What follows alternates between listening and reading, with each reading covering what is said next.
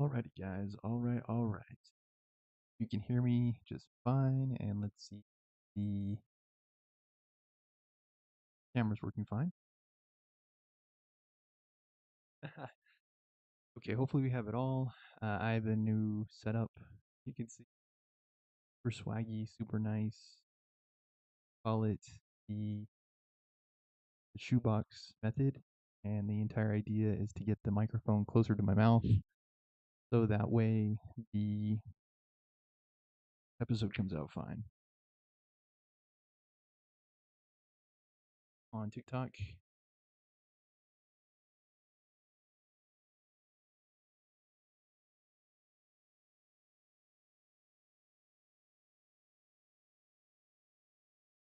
so everyone's here.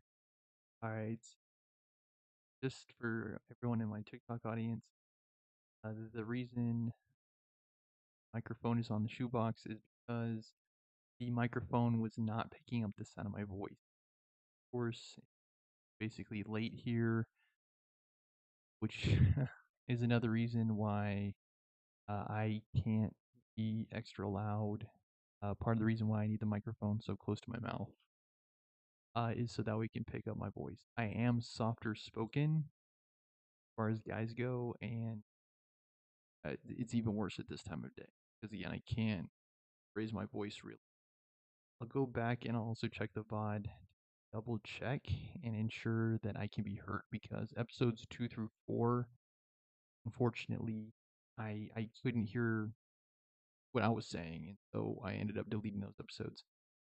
If there's enough demand, I hear back from you guys in the community, either on my YouTube streamer show or in the TikTok comments. Either way, um, feel free to drop a comment if you'd like me to re-record chapters 2 through 4, because otherwise, I yeah, I'm just gonna do the summary for those chapters because it's a bunch of reading. Did the chapters for this book are very long. Like one of those episodes was like 2 hours long. So yeah,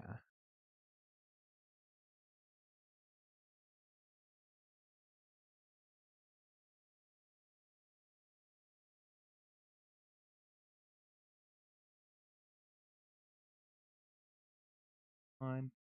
Test, testing. Yeah, to be like right up on the microphone. Otherwise, it can't hear me. There, better.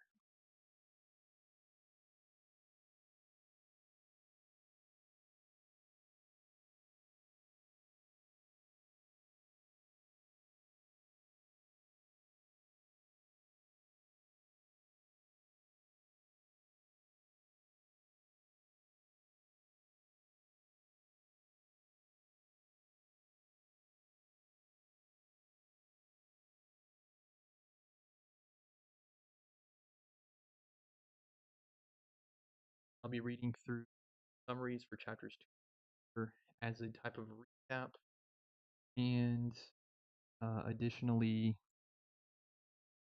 uh, to make up for the fact that I had to delete episodes 2 through 4 because again I just could not be heard,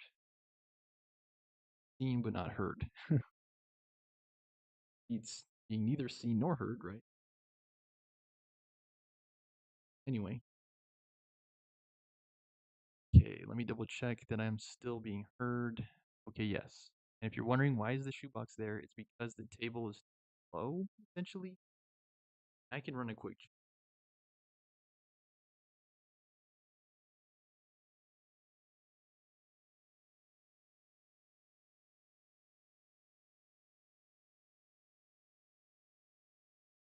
You're okay.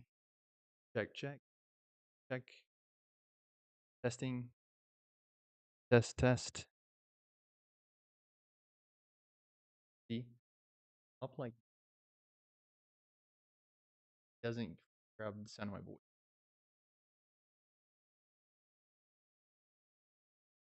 That's the box because otherwise I had to be like this basically the entire time.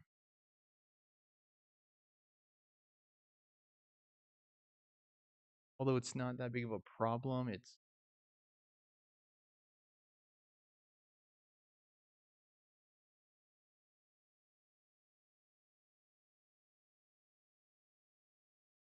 closer.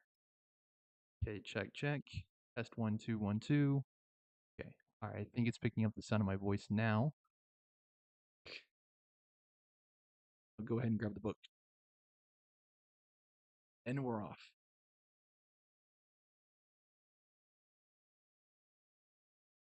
Urgeness. Wonderful.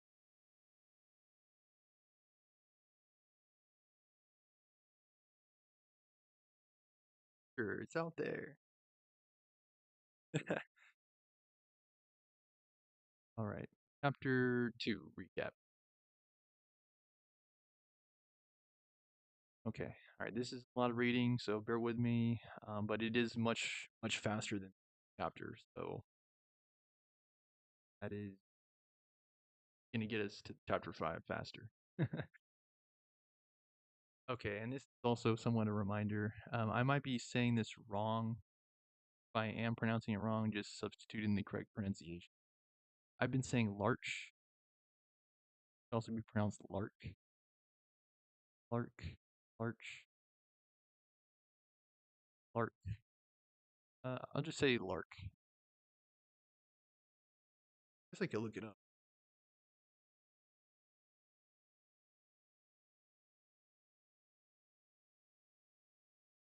Name pronunciation.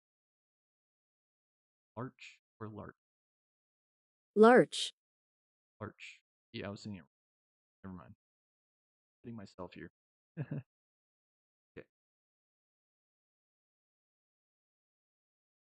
All right. Everybody ready?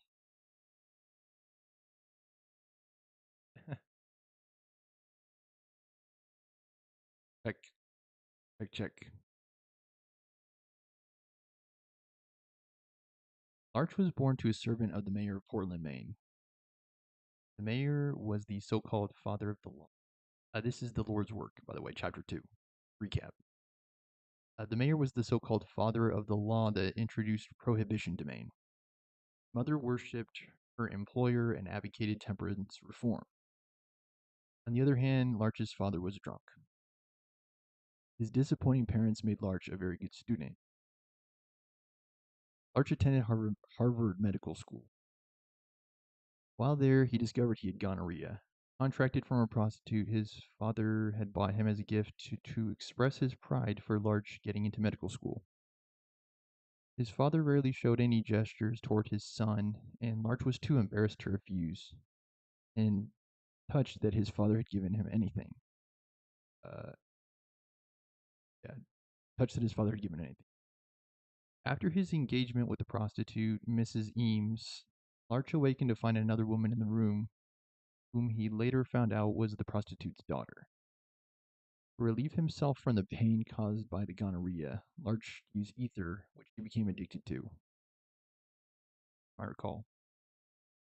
The single sexual encounter, the resulting gonorrhea, and his parents' loveless marriage convinced Larch that a life of sexual abstinence was medically and philosophically sound. Yeah, because you can't go spreading that around. Same year, Larch became a doctor. His mother died. Father sold all her belongings and moved to Montreal, where liquor could be acquired more easily. He died of cirrhosis of the liver.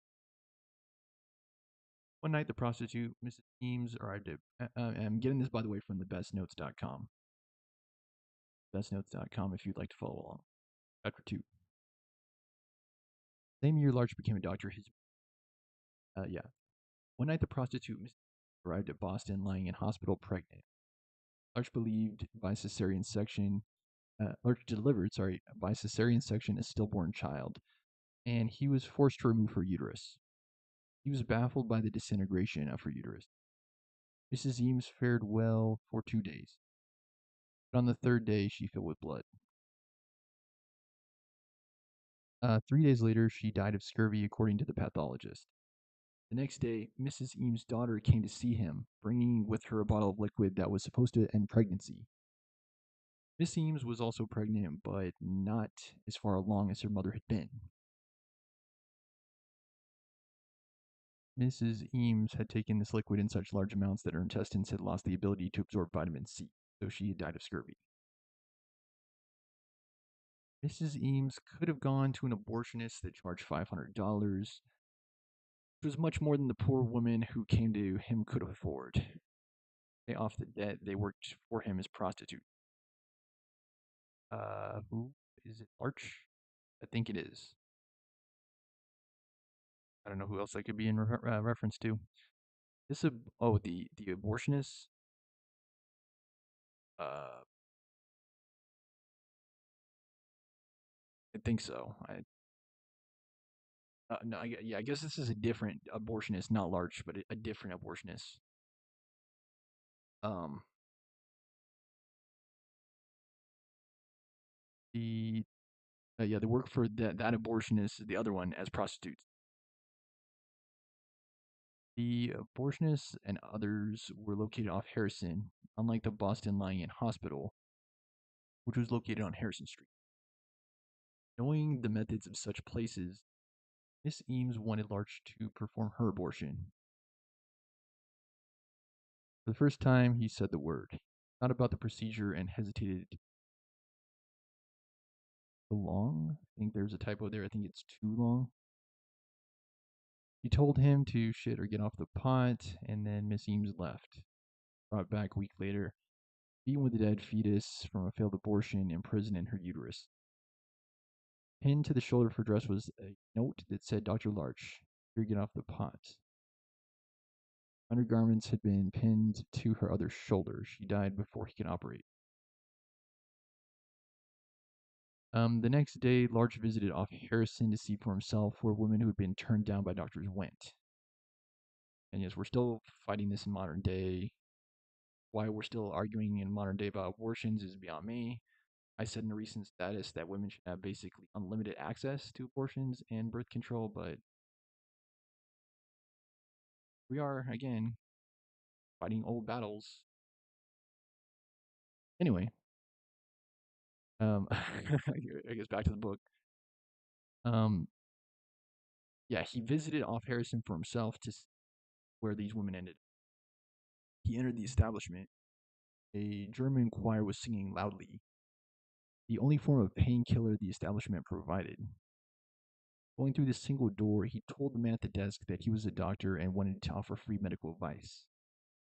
The man said Larch was not the first and told him to wait. Sitting, Larch saw the woman whose child was his first delivery.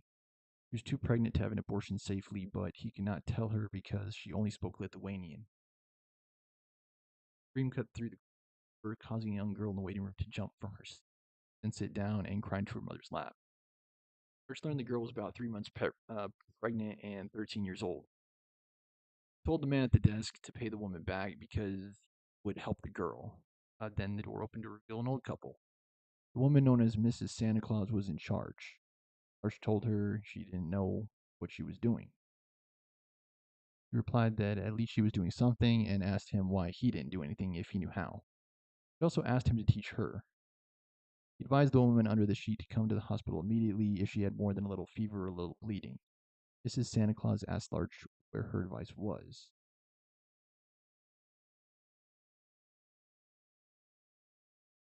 I don't know, maybe that kind of stuff's hard to teach. I don't know.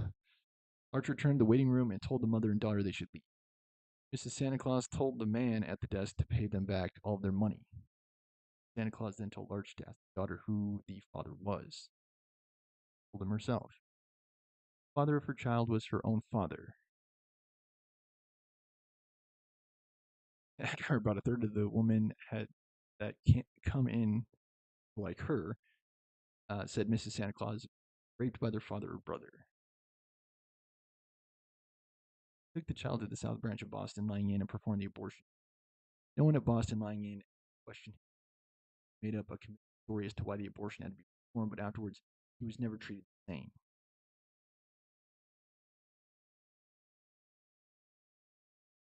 News traveled fast that there was an alternative to off Harrison. Women followed him everywhere. Larch fled home to Maine. He became an obstetrician in Portland. Wondered why there were no orphans or women in need in Portland. Did not feel abused.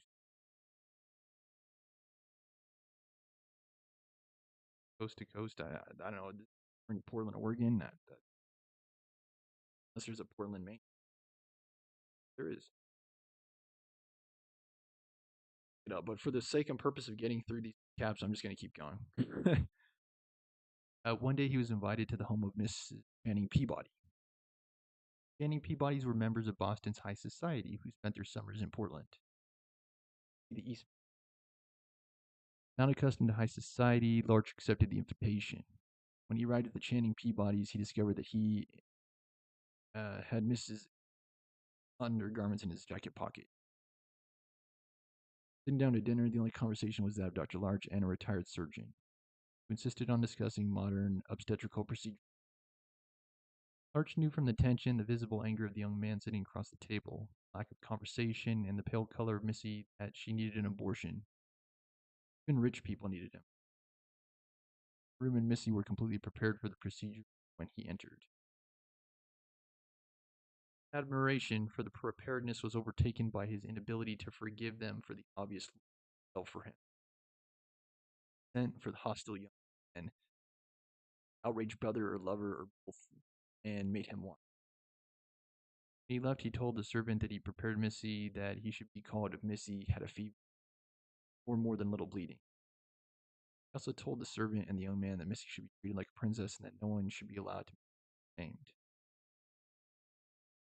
Why does this keep happening? Someone knock stop this madness.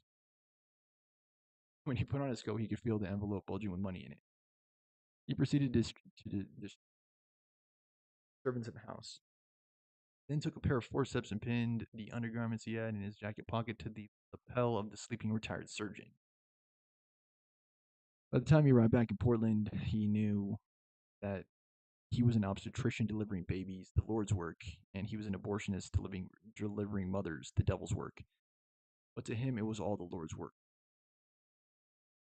When he arrived, the letter from the prostitute St. Cloud's was waiting for him, and off he went. Yeah, I guess if you believe in that sort of thing. First week at St. Cloud's, he delivered 3 children, would be an orphan, and perform one abortion. Tried to educate the population about birth control. The ratio stayed the same. An abortion for every 3 births, then it went down to 1 in 4, then 1 in 5. He served in World War One. The replacement physician would not perform abortion work. Birth rate climbed, and the number of orphans doubled. Things might have been different days. Based on this, I don't know. Larch wrote to the nurses and to tell the fool that he was the devil's work for, shelling grenade fragments, shrapnel, and gas bacillus infection, and that the work at the orphanage was all the Lord's. Larch returned, though he and the nurses referred to both the Lord's and the devil's work. Keep it straight which operation was being performed. They all believed it was the Lord's work. They did not encounter their first problem until Homer Wells, who left and came back to St. Cloud so many times it was necessary to keep him and put him to work. I wondered how long it would take Homer to figure out there were more women than babies, and if he would understand. At 13, walking back from the incinerator, Homer found a fetus that he had dropped from a wastebasket. Yes, the quick and the not quick were delivered at St. Cloud's. Quickening refers to the time that movement of the fetus can first be felt. Homer thought it had fallen from the sky or was some animal, but he recognized that it didn't have hair nor feathers, eyebrows, eyelashes. Within his hand, he went straight to Dr. Larch. Larch placed it on a piece of typing paper. It was perhaps 3, maybe 4 months. Almost quick. Homer asked what it was. Larch replied that it was the Lord's work because he realized that teaching Homer Wells everything was the Lord's work too. I guess they're with God now. If you see it as death, oblivion, the afterlife, what have you. You know, it's just whatever before we were born. Okay, so that was chapter 2. These are kind of long summaries, but it's a good recap because chapters themselves are like crazy long. and I'll try to get to chapter 5 today. Two recap, which we just finished, much faster than the actual chapter 3 and 4. If you're just coming in, you're wondering like what's the shoebox doing there? It's because I'm not very loud person. Because of that, episode 4, the microphone simply was not capturing sound of my that because of the proximity of my mouth to the microphone.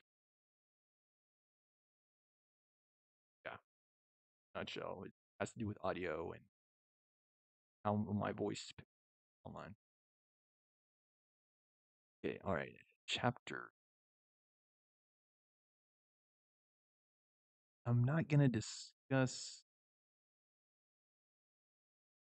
Well, I'm just letting know in the comments. Would any of you like to see or hear the notes? Not just don't say anything.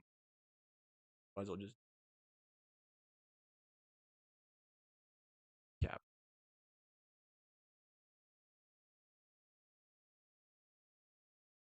Notes themselves are significantly. Don't see a lot of affirmations in the chat, so caps. Check check. Test 1 2 check.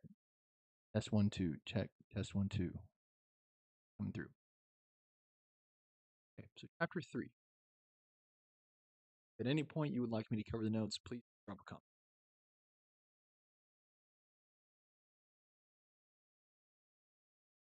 I guess leave you up to your own interpretations in the other case.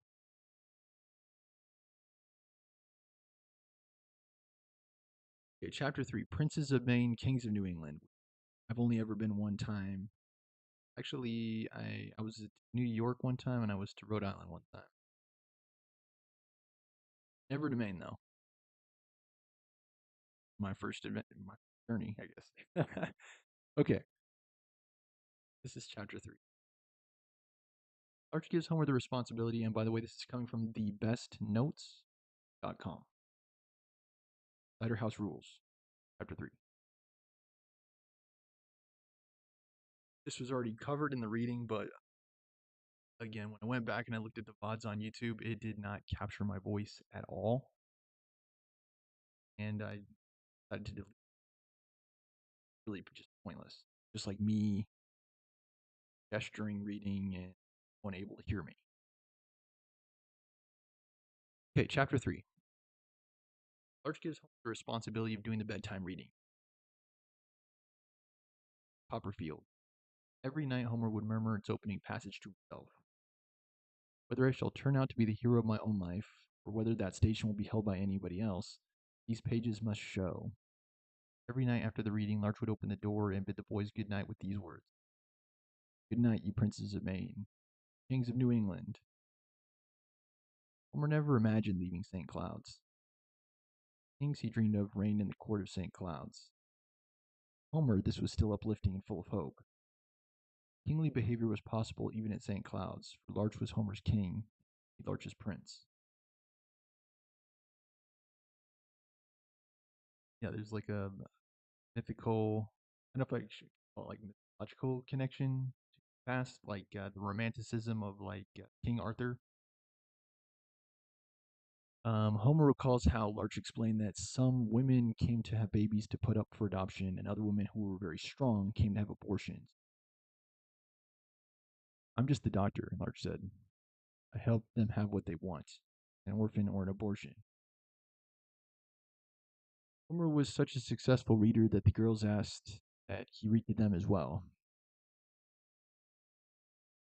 He began to read to the girls' division every night, beginning with Charlotte Bronte's Jane Eyre. All the girls except Melanie were concealed under their covers when Homer arrived to read. Melanie was older and bigger than Homer, sat on top of her covers in her too small clothing. Melanie was a very big, solid girl. Homer hoped he didn't sense how he liked her fatness. Fatness to an orphan was good fortune. Melanie was very angry. Daenerys' sweetness often caused her to groan and once to even cry out violently in anger. You might recall if you accompanied my show here, for any of the former chapters. A bit of foreshadowing here. Homer does also have a relationship with Melanie later on, if you recall from the last read. Older orphans had habits that irritated Homer and contributed to his insomnia. The most irritating which was Fuzzy Stone, which, if you might recall, he also fortunately kicked the bucket. Spoilers. Fuzzy was a weak child, slept inside a humidified tent that made noise throughout the night. When Fuzzy's coughing was too much, Homer would seek out the nursery to sleep. In doing so, he passed the mother's room. Many were often awake when he passed. One expectant mother had him listen to her baby, pressing his head against her stomach. Said that no one should have a baby if there was no one who wanted to feel it kick or listen to it move. Preach, truth. Fell asleep with his head against her belly. He heard the sound of her water breaking.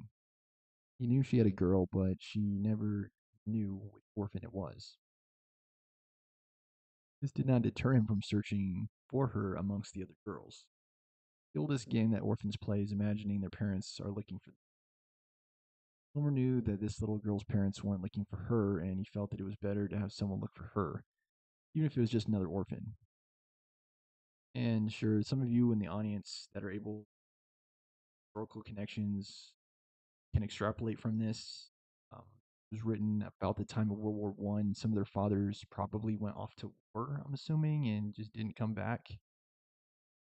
And then the mother is here and she can't take care of the kid on her own, and so she puts them up for adoption. Um, I assume that happened a lot in those days. Uh, People dying in the war, but that's just how it is. Um, yeah, she cried out in anger. Older orphans had habits that irritated Homer and contributed. Yeah.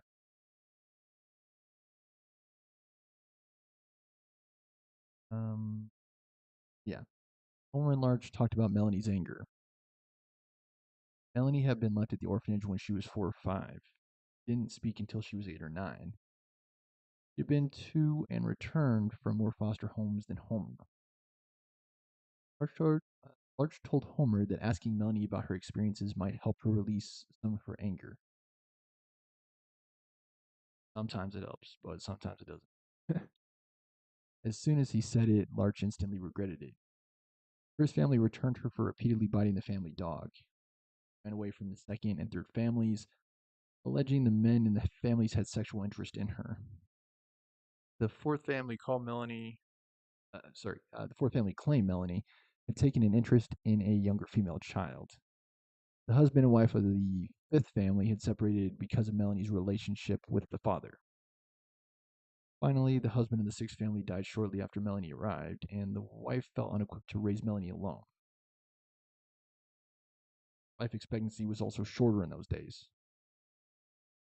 Weren't quite as many medical and science advances, so people died younger then. Arch didn't want Homer to hear the details of the stories of Melanie's rationalizations. Arch was right to be concerned. Melanie began her education of Homer the next evening at Moonium, gave Homer the nickname Sunshine.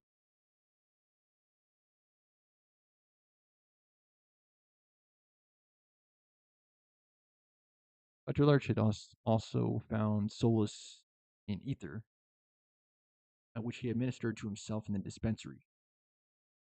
Melanie suggested to Homer that Larch didn't simply smell of ether, but rather he had ether instead of blood. Um, yeah. Homer and Melanie often sat on the porch of one of the abandoned, once a dormitory for the sawmill workers and lumbermen. One day, Melanie asked him to get the file that she believed Dr. Larch must be keeping on her and the file on Homer as well. These files would tell them who their parents were.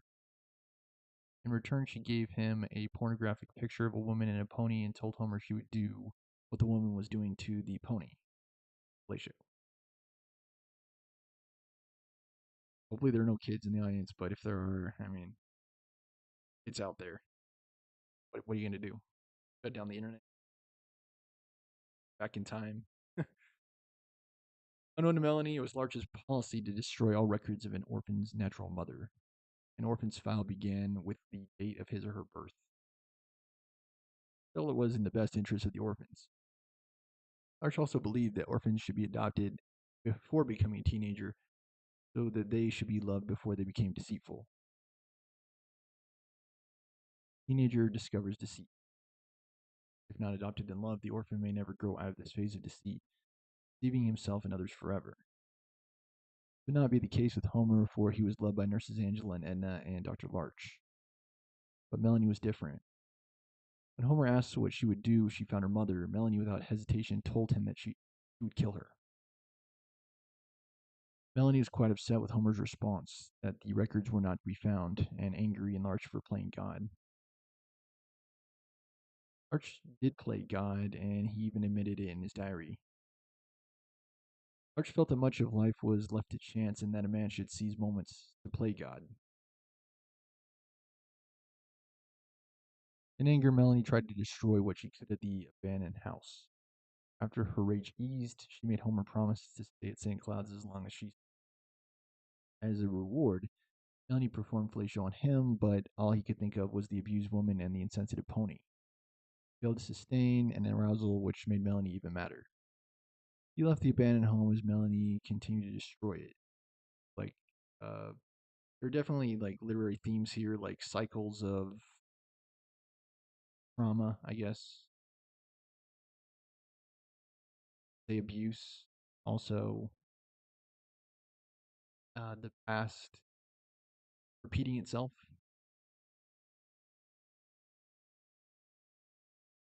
repeating patterns.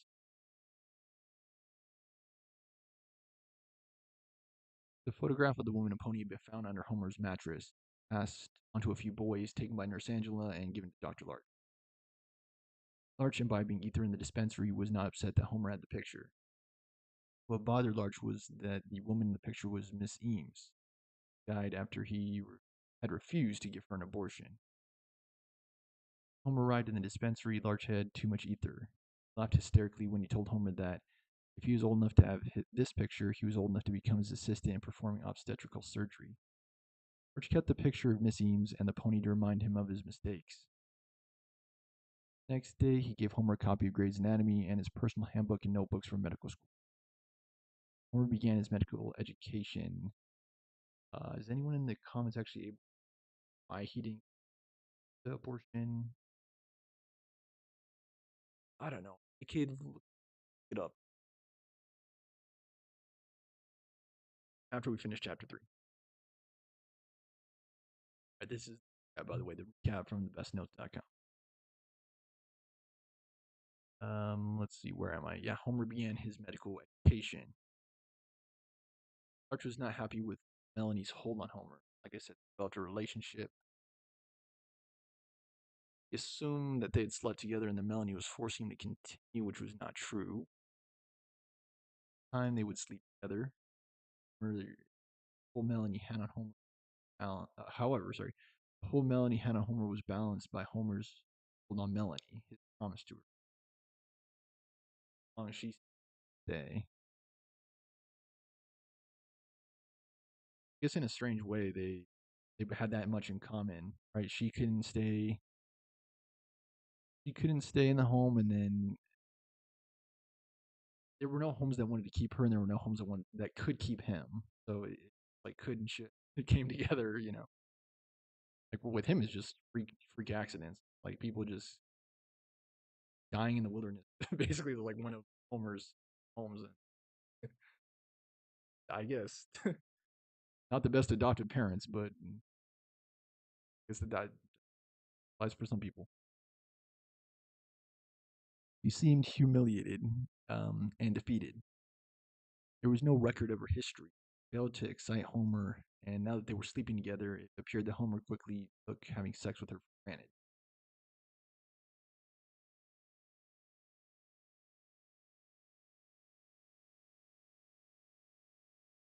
Yeah. Not a very happy couple. After these experiences with Melanie and witnesses his first live birth, Homer appreciated. I don't really remember it very well. I remember reading it in high school, I think. And if you'd like to listen to me read that book, do so in the comments below. But yeah, he appreciates the anxiety of Jane Eyre. Shortly after these events, that Homer read the passage where orphan Jane Eyre imagines what it might be like to leave the orphanage and realize the wide. He then read the line, I tired of the routine of 8 years in one afternoon. Melanie asked him to read the line again. She said she knew exactly how Jane feels. Homer did too. Melanie cried with her head in Mrs. Grogan's lap. The only thing that Melanie said to him after hearing that passage from Jane Eyre was to remind him of his promise to never leave before she does. Like, fate, in a strange way. John Wilbur, the bedwetter, was adopted. Fuzzy Stone died. Arch wondered how he had not noticed that Homer had changed and he needed to teach him how to shave. Arch would write in his brief history of St. Cloud's how he resented fatherhood. Worried whether he had caused Homer to skip his childhood or whether it was better that, as an orphan, Homer had.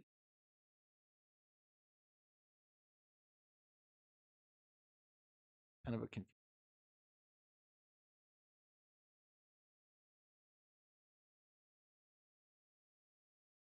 like he himself, I guess. Like, what can you do about it? It's the passage of time. Eventually, he was not going to be a child forever. I mean, no one's a child forever, right? Unless dies, like pretty dark, but you know what I mean. And yeah, why did he?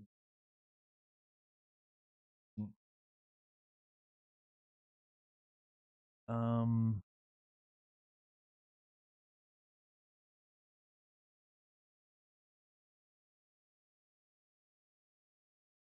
was she far along? I think that's the reason why she was too far along. I would say.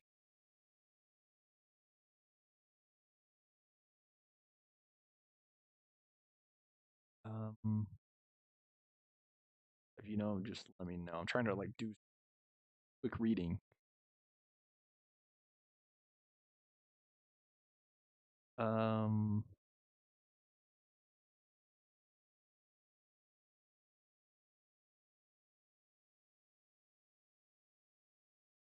I I think she was also very um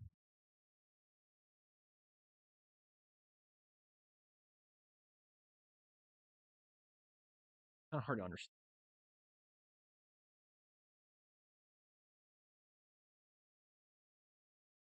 Bad way is understand.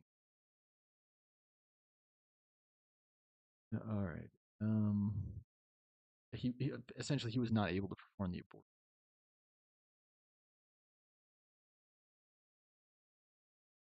Okay, chapter 4 is young Dr. Wells, and apparently there was a film based on 1999 film of the same name, Cider House Rules. Okay.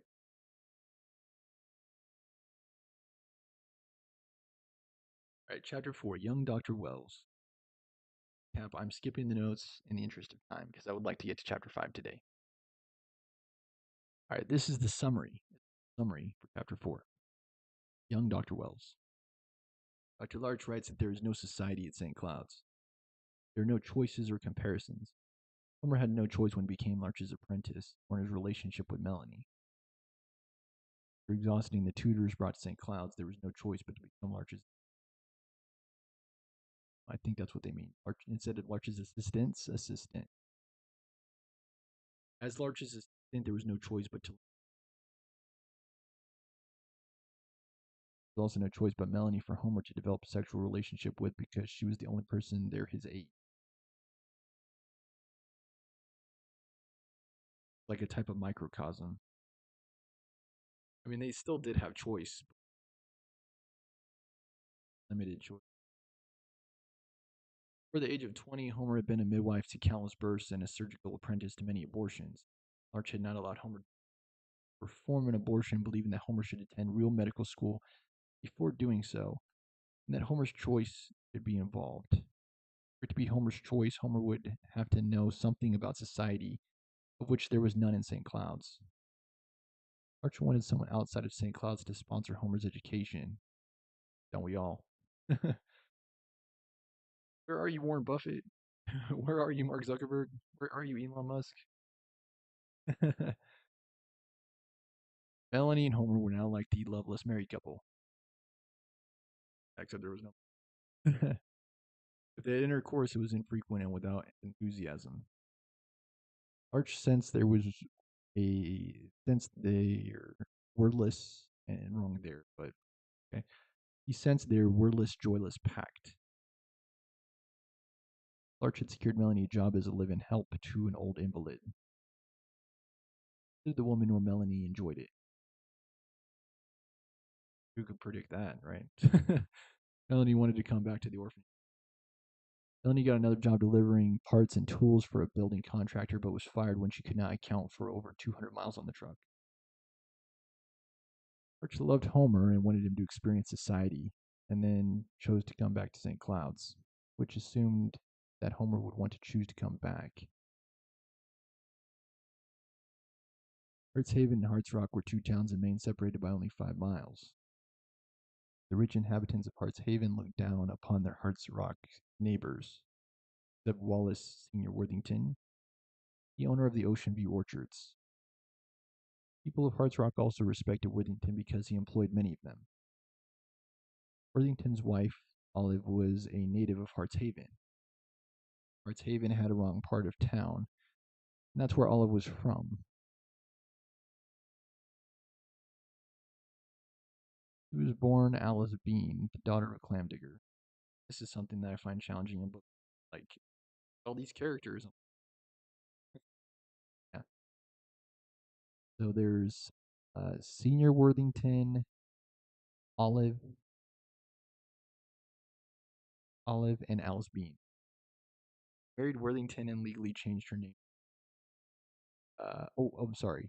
Well, Alice Bean and Olive are the same person. Okay. Her brother Bucky, a well digger, had paid for vacation. The only person that called her Alice to her face. Cheerful and fun loving, Worthington appeared drunk all the time and was hyperactive and restless. Everyone assumed he was hard to live with. Olive Sr. had one son, Wally, who was as handsome and charming as his father. Larch had known of the gossiping class struggle. He may not have let Homer go to Heartshaven and Hearts Rock. He would have also recognized that Worthington was not a drunk, but suffering from Alzheimer's disease. And also misjudged Olive. He knew what work was, hired the right people for their apple orchard, and treated them well. He had a thriving business selling apple pies and apple pie blossom honey. He also took courses and learned everything that there was about the growing of apples. He ran the orchard.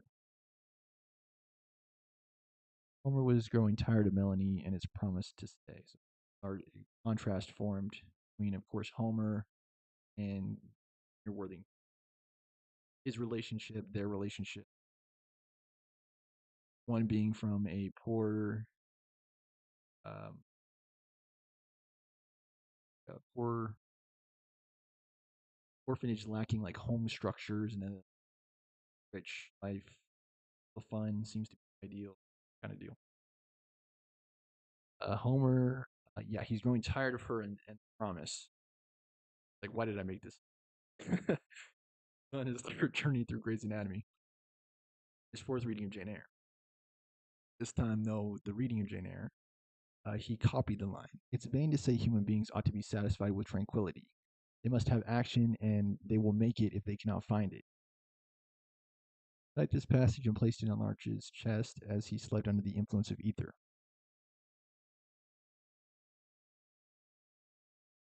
Homer practiced surgical technique on 3 female cadavers fired for him.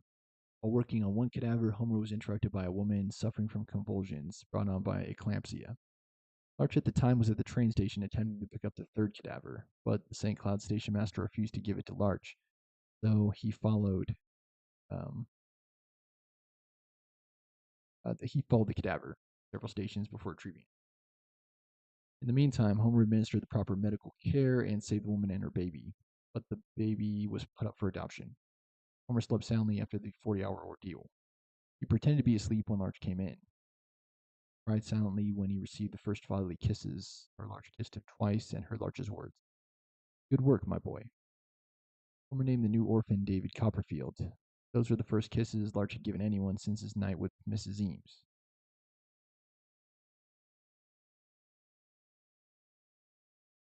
Yeah, small town definitely too, because uh, yeah, based on this, like he got gonorrhea from the mother, and both of them died. It's kind of messed up. Okay. Yeah, Larch wondered what he would do when Homer left. Young Wally Worthington fell in love with Lobster Man's daughter. And Kendall was an extraordinarily profitable lobster man, expert at fixing things. Lobster pound and dock was an eyesore on the harbor front, filled with lobster pots being repaired in various trucks, cars, and other things in the process of being repaired. The place was noisy and smelled of lobster and oil. Ray was an artist, and this was his studio. Haven Club members complained that he ruined their view, but they did not complain too much for he fixed their things as well. It was rumored he had more money than Worthington, but the only evidence that was true was that he spent what he spent on his daughter. His daughter went to a private boarding school like the children of Haven Club members, and she herself was a member. Ray was also employed by the Worthingtons as a mechanic. Who's Ray? Ray the Lobster Man? Yeah. Again, just a bunch of characters in the chat, or a bunch. He went to the boarding school like the children of the Havens Club member. He was employed by the Worthingtons as a mechanic. So yeah, Ray worked for Worthington. It, yeah, so that's funny. His daughter and their son, he's in love with their daughter. Yeah, small world. I get kept the vehicles and machinery of the orchards running. All said that the orchard could survive without a lot of things, but not without Ray. Very handy. Candy, who could forget her? Candace, Kendall, Ray's daughter. Not a Candy at all. Uh, so Ray has. Oh, that is her daughter. That is his daughter. Sorry. She's lovely, but never falsely sweet. She was reliable, friendly, practical, courteous, energetic, and substantial in an argument without ever being shrill. Combined her father's work ethic with education and refinement. Took to both labor and sophistication with ease. Olive was suspicious of the girls that dated Wally, but she liked Candy and thought that she might be too good for her son, whom she did not feel was industrious. However, Candy's perfect love for her mother, who died in childbirth, made Olive feel guilty about how much she despised her own family.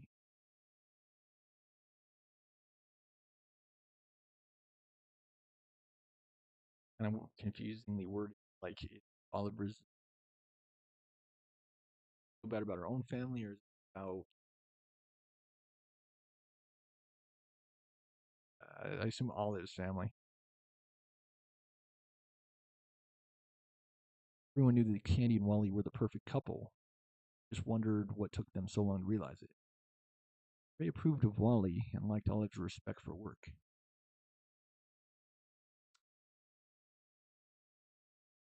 Candy thought that Olive perfect mother-in-law and dreamed if her mother had lived, she would have been like Olive. That's Ray's wife. Yeah. Wally, and if she chose to, Candy would finish college and then marry. there was a war in Europe, and many people believed involved. Um, Many people would be involved from the United States.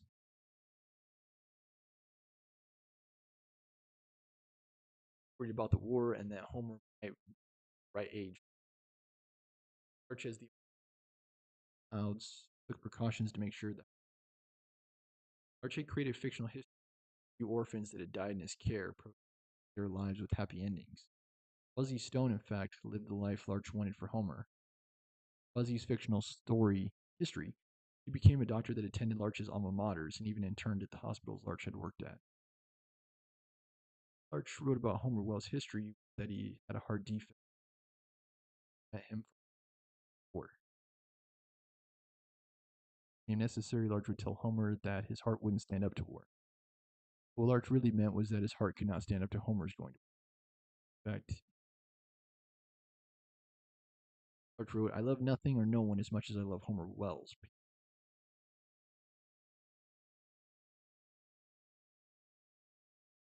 Okay. Neither Wally nor cared for the pregnancy. Perfect plan. So full of their own other not foreseen that an accident happened. Stunned. If I remember correctly, Wally's the one that goes. Neither Wally nor Candy had to go to college. Wally would still inherit the apple orchards, and Candy would still educate and refine herself. Candy told Wally that they just weren't ready. Wally, however, would have married Candy at any time. Yeah, but Wally admitted that the United States was pulled into war, he would go. Candy slapped Wally when he told her he'd have to go to war for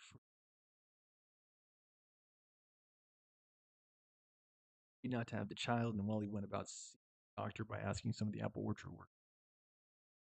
Grace Lynch, an abused and battered wife who cowered with fear whenever anyone talked to her, told him about St. Cloud's. I'll do a quick recap when I'm done with this before diving into chapter 5. It's almost 11 here. I think I'll have time. Wally admitted that if the United States was pulled to go, yeah, to have it, um, Grace Lynch used.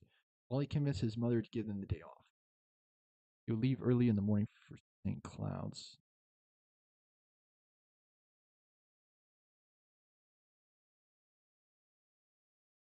I thought, okay, no, Wally's mother is Olive.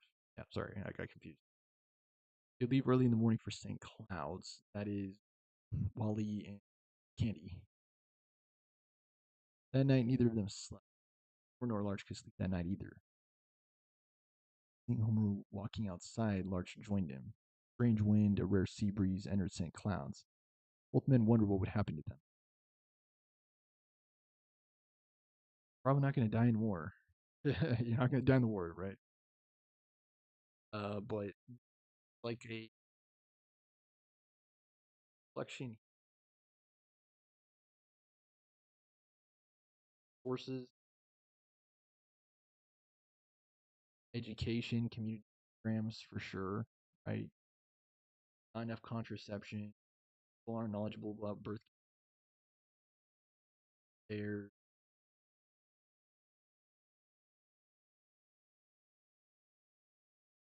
There just aren't very many social.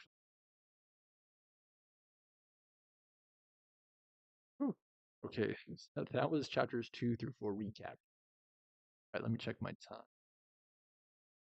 54. Check, check, check. I think I'm gonna run to the bathroom really fast. A quick intermission, and I will be back with the actual chapter 5.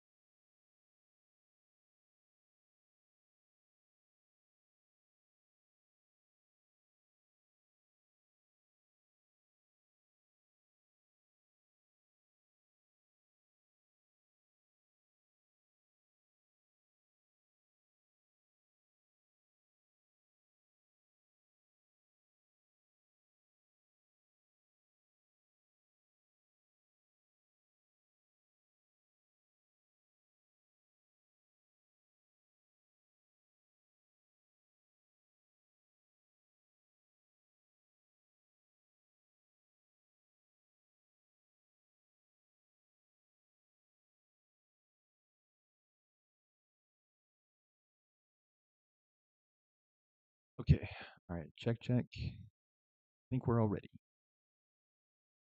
And yes, please voice your opinion. Like to hear me read through the notes for any of the previous chapters, or to have a recap or reading in a chapter. For example, in the chapter 6 episode, if you would like me to do a chapter 5 recap, please.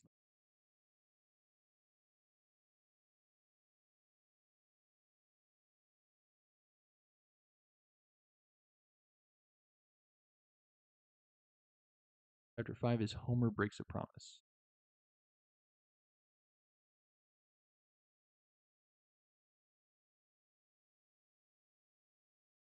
Stand by, I'm gonna. Here.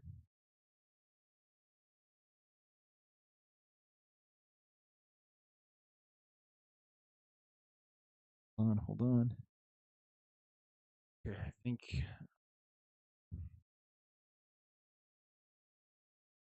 How am I gonna.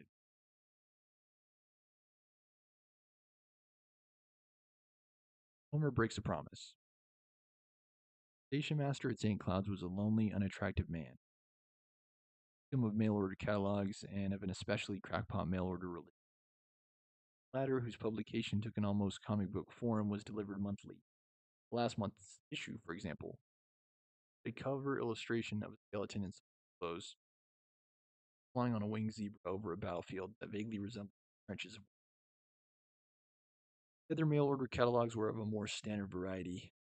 Station Master was such a victim of his superstitions that his dreams frequently confused images of mail order material with the household gadgets, bras, folding chairs, and giant zucchinis he saw advertised on the catalogs. Thus, it was not unusual for him to be awakened by a vision of coffins levitating in the garden, prize winning vegetables taking flight with the corpses. One catalog devoted entirely to fishing equipment. Station masters' cadavers were often seen in waiters carrying rods in them. Then there were the undergarment catalogs, advertising bras and girdles. Blind dead and bras and girdles especially frightened the station master. The most particularly crackpot aspect of the mail order was its insistence on the presence of the restless, homeless, unsaved, dead, in areas of the world more populated than St. Cloud's. Station master imagined that these luckless souls were crowding the sky. The arrival of Dr. Larch's Clara fitted ominously with the master's pattern of night stricken on the arrival of the train. Larch, moron, that bodies arriving for at least a year or two. Station master, the Judgment Day, tangible as the weather. He hated the first train of the morning most. It was the milk train. Any weather, the heavy cans were covered with wet. Empty cans put on the train produced a kind of death knell, a hollow bonging noise as they tapped the wooden platform or handed up the iron stairs. The first train of the morning was the train. The station master was eager for catalogs. He lost his fear of the mail. What might be coming his way? Not another cadaver sloshing in embalming fluid. Judgment Day was always sooner than it was last expected, always with more terrifying. Station master lived to be shocked. A hole in a tomato could cause him to escalate his pre-dawn bouts of feverish prayer. Dead animals, of whatever cause, made him tremble. He believed the creature's souls clogged the air. He needed to breathe, capable of invading his body, certainly capable of contributing to his. Station master was as veteran and insomniac as Large and Homer was without the benefit of ether or youth or education. This time it was the wind that awakened him. He was sure something about was blown off course and struck his house. He was convinced that a flying animal had died violently against the wall, and its rabid soul was circling around outside seeking. The wind made a moaning sound, funneled through the spokes of the master's bike. A sudden gust knocked the bicycle off the kickstand, clattered on the brick path. Old Thumbell Dean feebly, one of the world's restless souls, had failed in it. The station master sat up in bed and been advised in the order religious publication. Screaming was if not certain, protection against homeless souls. Indeed, the station master's scream was not without effect. Illness lodged a pigeon eaves of the house, and no pigeon desires to fly at night. Bird hopped and scrambled its way noisily across the station master's room, looking for a quieter corner. The station master lay on his back, staring straight up, expected the wandering soul to on him. Pigeon's coo was the cry of another tortured sinner. The station master got up and stared out of his bedroom window. Nightlight, we all plot he had refilled for his vegetable garden. Freshly turned earth shocked him. Took it for a ready grave. Gave him such a turn, quickly dressed and outside. Another thing he had learned from his border religion was that the souls of the dead cannot invade his body. Yeah. He mustn't be caught sleeping or even standing. That was the main thing. So the station master boldly set out for a brisk walk through St. Cloud's. Muttered threateningly, they would be ghosts he saw everywhere. Go away, he growled. That sound at every unclear shadow. Dog barked in one. Station master surprised a raccoon busy with garbage, but live animals didn't bother him.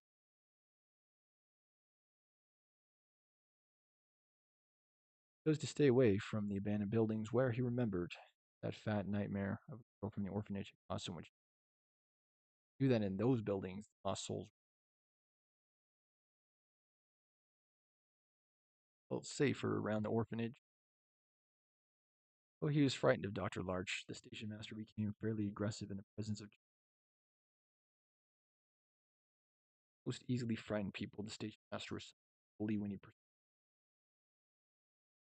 damn passing the girls' division.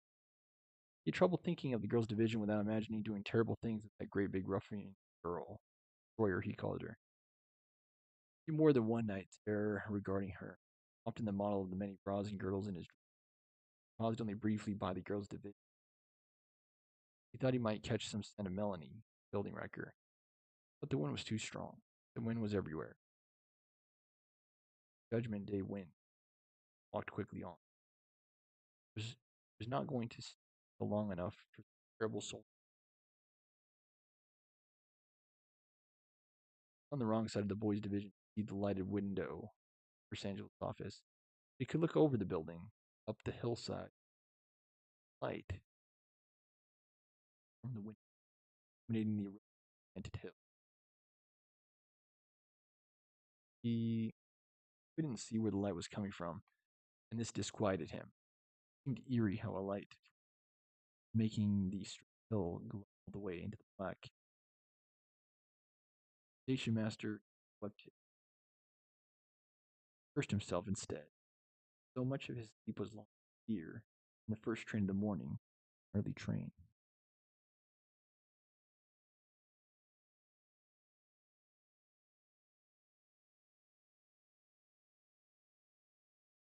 Most of the year, the train arrived when it was still. Those women who were on it sometimes. The station master shuddered.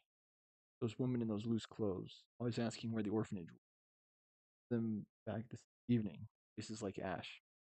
The color of so many of the faces in the station master.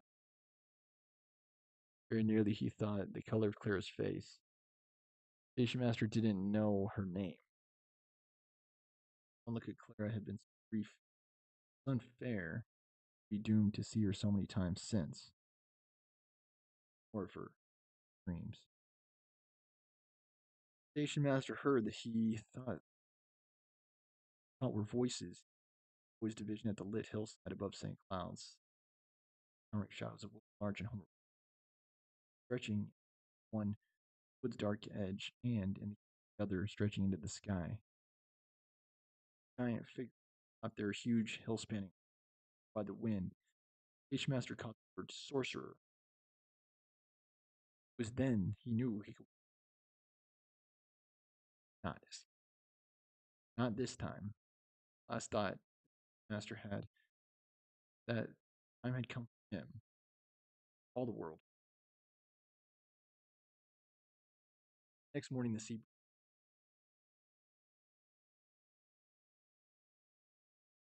and Melanie noticed usual grouchiness was suspended, trouble waking up. Although she passed a wakeful night, I had the impression that all night an animal was prowling the grounds of the girls' division, probably getting into the trash. Been able to observe the two women waking up walking up the hill from the train station in the pre-dawn glow. Women were not speaking to each other, probably didn't know each other, certainly guessed each other's circumstances. Women walked head down, were both overdressed for the spring. Melanie watched the wind press their baggy winter clothes against the women's bodies. They don't look pregnant. She reminded herself on hand, favorite window, watched the women heading down the hill from the train. With what they were giving up, Melanie thought, one might expect their returning steps to be lighter. And after all, they were heading downhill. Every time the women walked more heavily down the hill than they had walked up it. It appeared they had been given something to carry with them. Their gait was quite the contrary from what one might expect in the gait of the women scraped clean. Scraped not so clean. The Homer was nothing. Trouble could exist. Melanie could. Whatever there was, wrong. Shown a mistake. Loss. Grim choices that were possible. Melanie had an eye expertly not yet set foot outdoors, but she felt something different was in the wind. The body of the station, fallen in the weeds by the delivery entrance, was little to use. There's a separate delivery entrance, hospital. From his window on the world, from Nurse Angela's office, Dr. Larch could not have seen the Tiffany station master's departed soul that troubled Larch. He had other sleepless nights. Breezes were rare. Felt he had felt them. There had been a fight in the girls' division, required some stitching in one girl's lip and another girl's eyebrow. But Wilbur Larch wasn't worried about those girls. Wells had done a very neat job with the lip. Larch had handled the eyebrow. Presented more of a problem with permanent scarring.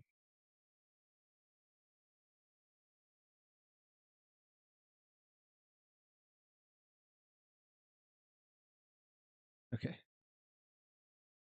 The two women who were waiting for their abortions were very early in their respective pregnancy, and in her said in his judgment, both seemed robust and sane. There was an almost cheerful woman from Scotta. She'd just begun her contractions, perfectly normal. She'd had one previous delivery, very routine, so Larch anticipated no difficulty with her. He was thinking he'd have Homer deliver the Mariscata woman, straightforward, and the woman, Nurse Angela had said, had taken a particular liking to Homer, talked up a storm to him every second he'd been around her. So what's wrong? Not Homer Larch. Sorry, not Homer Larch. Wilbur Larch. If not wrong, different. What if the mail was late and the dining hall said there had been no milk delivered? Larch didn't know and wouldn't have cared that the train station had been more than usually disorganized in the station master's absence. He didn't know that the station master was missing. Wilbur Larch had noticed no disturbance among the souls crowding the sky above St. Cloud's. Work he felt was his calling. Dr. Larch could not afford too rigorous a contemplation of the soul. Previous to this morning, Homer Wells had not been presented with an occasion to contemplate the soul. Study of the soul had not been part of his training, and since there were no windows in the room where Homer conducted his studies of Clara, it was not the station master or his soul that suddenly presented itself to Homer Wells. Dr. Larch had asked Homer to prepare a fetus for an autopsy. A woman from 3 Mile Falls had been stabbed, or she'd stabbed herself. This was not very unusual in 3 Mile Falls, but the pregnancy of the woman was nearly full term. The possibility of delivering a live baby from a dead woman had been unusual. Dr. Larch attempted to rescue the child, but the child, or rather the embryo, nearly 9 months, had not escaped one of the stab wounds. They had smothered the child or the fetus, as Dr. Larch preferred, bled to death. It had been a boy, that much was clear to Homer Wells, or even to the untrained eye. Whatever one called it was nearly a fully developed baby. Dr. Large had asked Homer to help him determine more exactly bled to death the source of the fetus's bleeding. Probably being stabbed, Dr. Larch. Homer Wells borrowed Dr. Larch's sternum shears before he realized that a pair of heavy scissors was all he needed to open the fetus's sternum. He cut straight up the middle, noticing immediately the slashed pulmonary artery. Surprised, the wound was less than half an inch away from a wide open ductus. Fetus the ductus arteriosus, half the size of the aorta.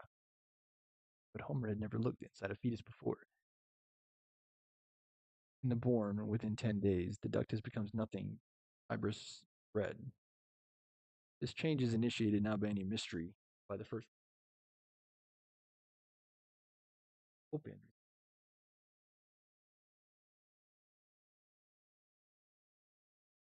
Fetus the ductus blood bypasses the lungs in its own way to the aorta. It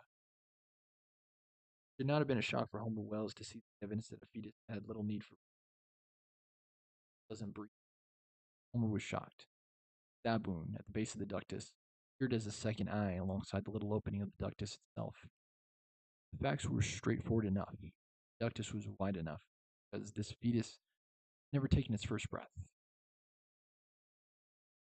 What was the life of an history of development?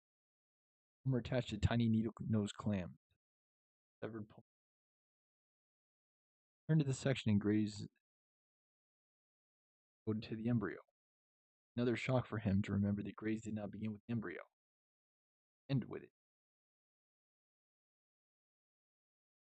The embryo was the last thing considered. Homer Wells had seen the products of conception in many stages of development, in rather whole form on occasion, and in such partial form as to be barely recognizable too. Why the old black and white drawings should have affected him so strongly he could not say.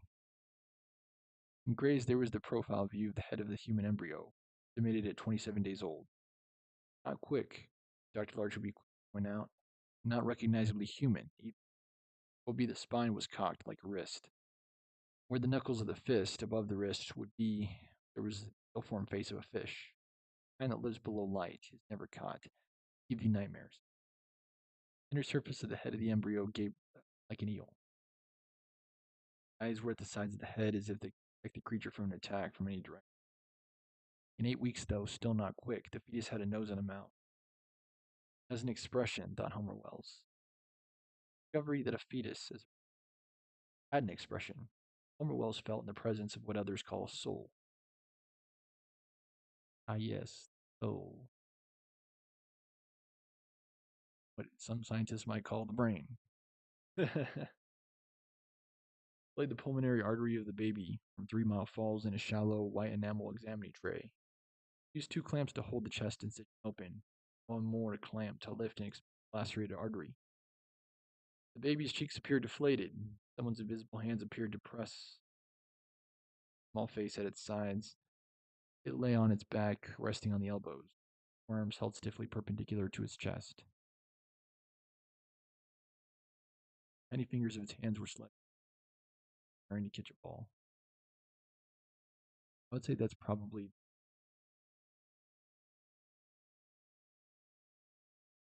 John John Irving. Just so verbose because of how much he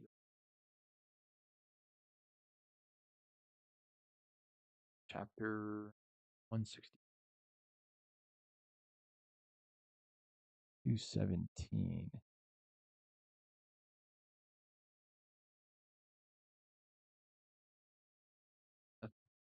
31 1 plus 18 49 49 pages on 50 pages in this chapter. Like, sheesh. That's why it's hard, guys. Like, Wells did not care for the tattered appearance of the stump of the umbilical cord. Also too long. He clipped it again and tied it off neatly. There was a little caked blood, and more cleaned this away. A lot of blood on the bright white edge of the enamel tray came off easily with just a cotton swab dabbed with alcohol. The color of the dead baby, especially against the whiteness of the tray, was of something solid going gray. Homer turned to the sink and vomited rather deftly in. Ran the faucet to clean the sink. The old pipes pounded and howled. He thought it was the pipes or his dizziness that made the whole building tremble. He wasn't thinking about the wind from the coast, how strong it was. He wasn't blaming Dr. Larch either. But there was something as simple as anyone's fault involved. There was nothing as simple as anyone's fault involved. It was not Larch's fault. Larch did what he believed in. Larch was a saint to Nurse Angela and to Nurse Edna. He was both a saint and a father to Homer Wells. Larch knew what he was doing and for whom. That quick and not quick stuff didn't work for Homer Wells. You can call it a fetus or an embryo of the products of conception by Homer Wells, but whatever you call it, it's alive. Whatever you do to it, Homer thought, and whatever you call what you're killing it. Looked at the severed pulmonary artery, which was perfectly displayed in the open chest of the baby while falls. Large call it whatever he wants, by Homer Wells. His choice. The fetus to him, that's fine. Baby to me, though. Large had a choice. I have a choice. Picked up the spotless tray and carried it into the hall. A waiter carrying a special day forever snot nose was in the corridor between the dispensary and Nurse Angela's office. Not allowed to be playing there. Early day had a bored every minute about him. Minute look. I hear the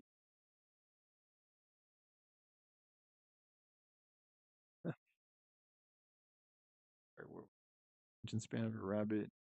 At the moment, Curly was dragging a cardboard carton through the corridor. The carton the new enema bags had come in. I recognized the carton because he had unpacked it. What you got? Curly Day asked Homer. Held the tray and the dead baby from 3 Mile Falls at shoulder level. The day came. Homer got close to the carton. He saw that it was not empty. David Copperfield Jr. was in the bottom of the cart. Curly Day was giving him a ride. Gomer, cried David Copperfield. It's Homer, you idiot. Gomer, David Copperfield. Get out of here, please, Homer told. What you got? Curly asked Homer. He reached upward for the edge of the tray, but Homer picked off his dirty little hand, grabbed Curly at the wrist, and twisted Curly's arm behind his back. Homer balanced the tray and its contents expertly. Curly cried. Copperfield tried to stand up in the bottom of the cart. He lost his balance, sat down. He lost his balance and sat down. Homer lifted Curly Day's arm behind his back, just slightly higher than a right angle mark. Caused Curly to rest his forehead on the edge of the cart. Cut it out, Curly said. Leaving Curly, right? Yeah, said, and Homer let him go. Tough guy. Right, said Homer Wells. Gomer, go mash his sack. Curly Day wiped his nose on his deviled sleeve. Jerked the carton so suddenly that David Copperfield rolled on his side. Back. Little Copperfield cried. Shut up, Curly said to his cargo. He shuffled away from Homer Wells, to whom he gave a look of peevish sorrow. Aimless complaint, nothing more. His body bobbed from side to side as he made his way with the carton containing David Copperfield. Homer noted that Curly's shoes were on the wrong. One of them was tied, but decided it would be unworthy criticism to mention this to Curly, who was as buoyant as he was messy. Wasn't his buoyancy more important than his carelessness, especially since he was an orphan? Goodbye, Curly, Homer said to the boy slouched back. Curly's untucked shirt. See you, Homer, Curly said, keeping his face turned away. Past the dispensary door, Edna appeared and scolded. Not supposed to be playing here. Yeah, Curly said. I'm going. Edna.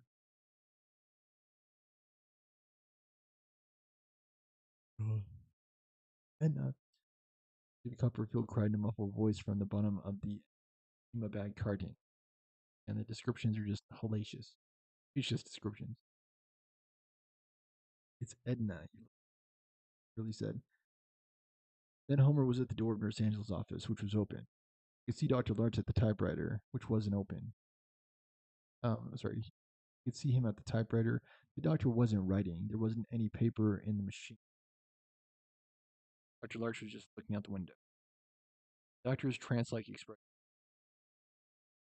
that Ether provided in those moments when Homer found the doctor just resting. Perhaps the state of mind that Ether occasionally allowed Dr. Larch to enjoy was increasingly a state of mind that Larch could summon by just looking out a window. Dr. Larch expected that almost everyone's doctor was especially qualified in remedying. All of either was so close it occurred to him. Fiction don't start. The state of a dream was so present on Wilbur Larch's face, he almost turned around and falls away. No one encounters the soul so casually that one can permit the sense of mission to pass without remarking upon it. The sense of mission usually requires a gesture more demonstrative than passing remark. The doorway of Nurse Angela's office hesitated. Stepped forward and clunked the metal tray down on top of the typewriter. The dead baby from 3 Mile Falls was level with Dr. Larch's throat, close enough to bite as they. Dr. Larch? Larch looked away from his dream, stared over the baby and at Homer. Of course, the bleeding was the pulmonary artery, completely severed, as he said. As Larch looked down at the display upon the typewriter, stared at the baby as if something he'd written had come to death at his bidding. Outside the hospital, someone was screaming words to a puddle. Sounded confused. Damn, said severed artery. I'll tell you that I won't. Not ever. This followed logically from the line it followed, but Dr. Larch looked. You won't? What? How can you be a doctor, my boy? Outside, the screaming was louder, but no on. Homer Wells and Dr. Larch just other the big 3 Mile Falls occupying the space between them. Coming, I'm coming, they heard Nurse Angela say. That curly day, Nurse Edna was explaining to Nurse Angela. I just had to kick him and the Copperfield kid out of here. Not ever, Homer said. Disapprove? Dr. Larch asked Homer. I don't disapprove of you, Homer said. I disapprove of it. Not for me. Something unsavory about killing an unborn child. Okay, Homer Wells. I've never forced you, Dr. Larch said. And I never will. All your choice. You don't have to. Right. Door opened, but what Curly Day was caterwauling about was no clear. Dr. Larch and Homer test tubes in the dispensary door tinkle. Over these tubes, over these chimes, and for the first time holding on its own with the wind, the word dead. Dead, dead. Curly Day was screaming. Announcement punctual, unintelligible, monosyllabic utterances of young Copperfield. Dead, dear. Curly Day discovered that the station master was dead. Curly didn't know it. It was the station master. Curly hadn't taken the nasty fall. Finding out about it.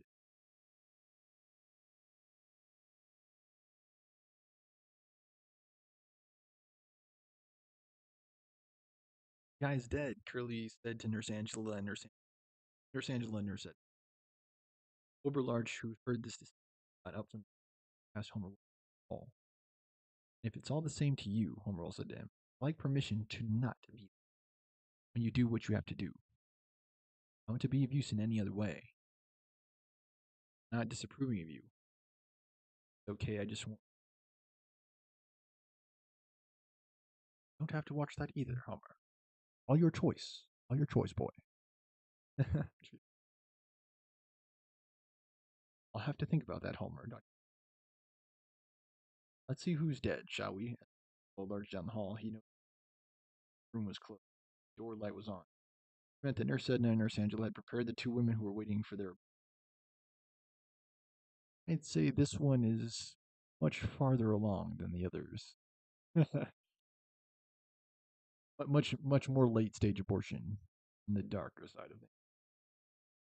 A woman from Damariscotta, whose contractions were still slow and regular, probably wouldn't be needing the delivery room long after Larch grew through abortions. Homer agreed with Dr. Larch that it was cruel to make the women waiting for abortions waiting longer than was necessary, especially after they'd been prepared.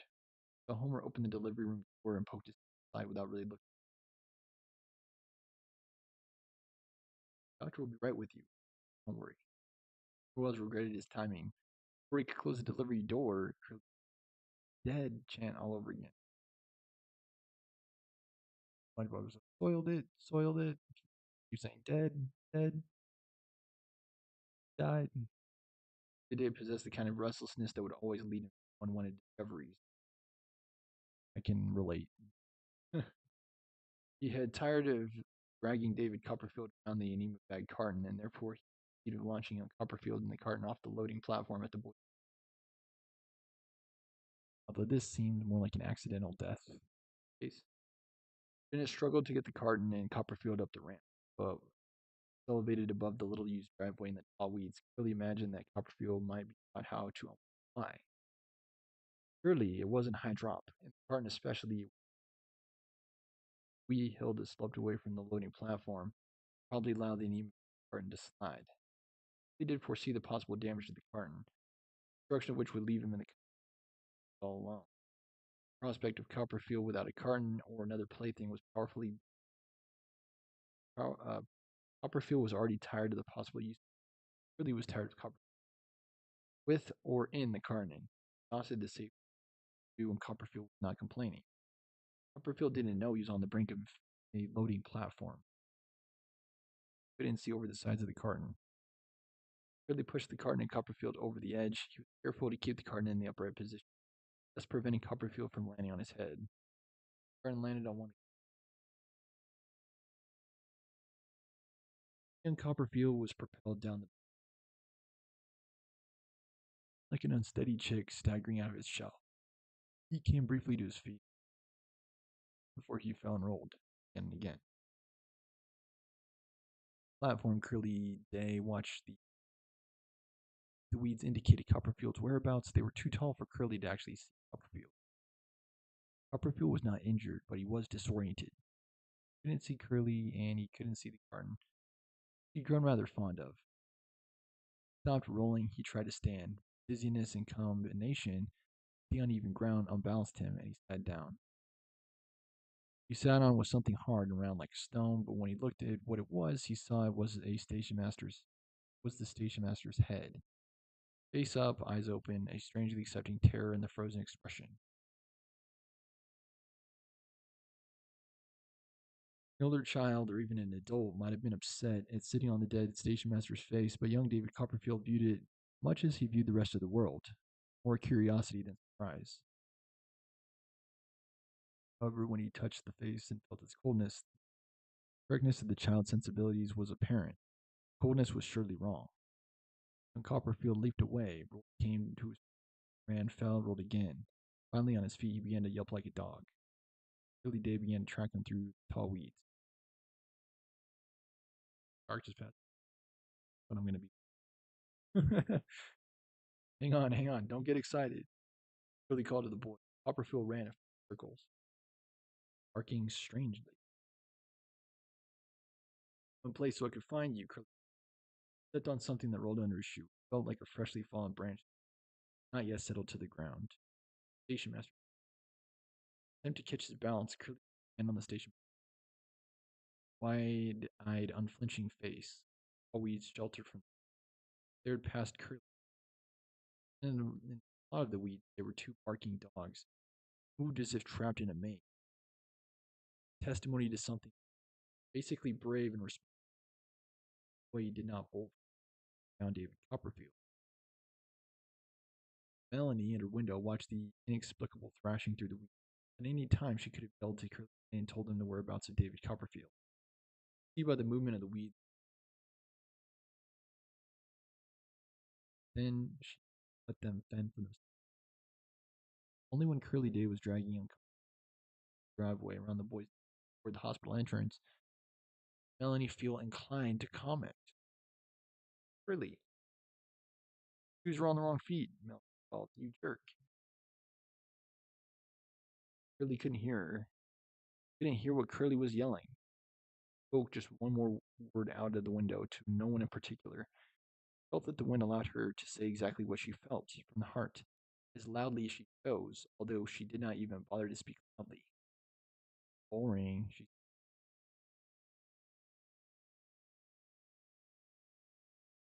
live for 90 minutes. More because ay ay ay.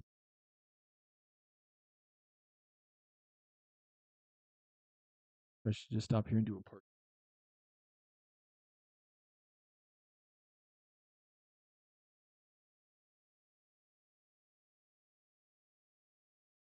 Math 20,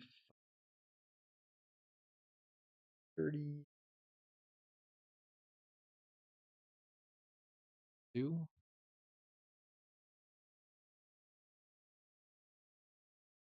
Heard this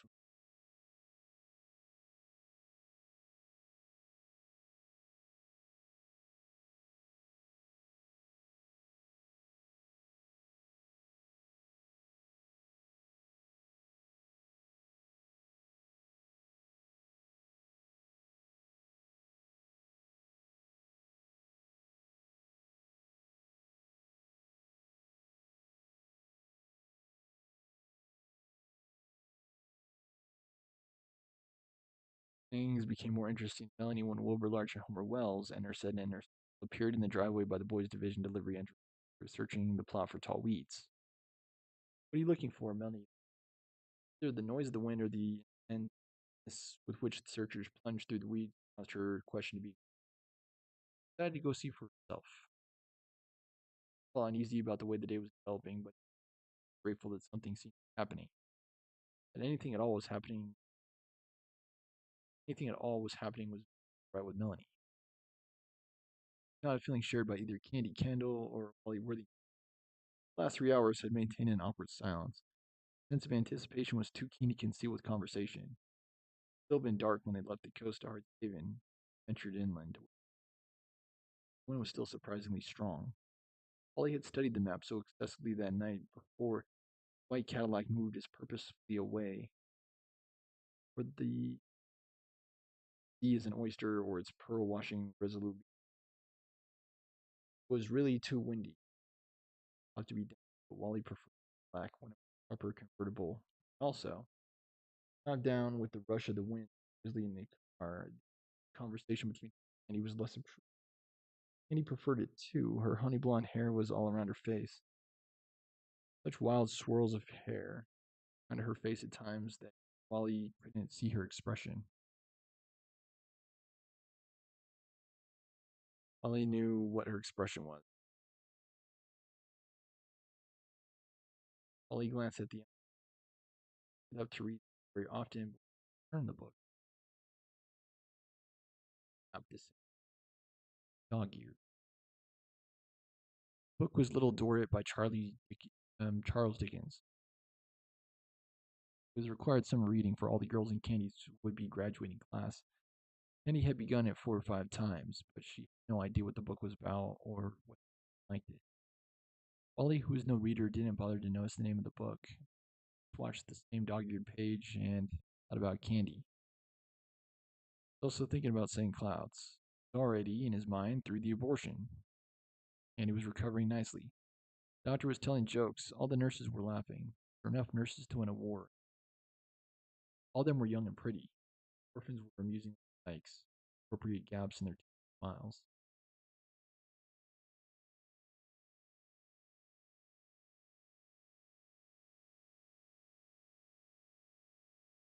In the trunk of Senior Worthington's gliding Cadillac, Wally had 3 apple crates.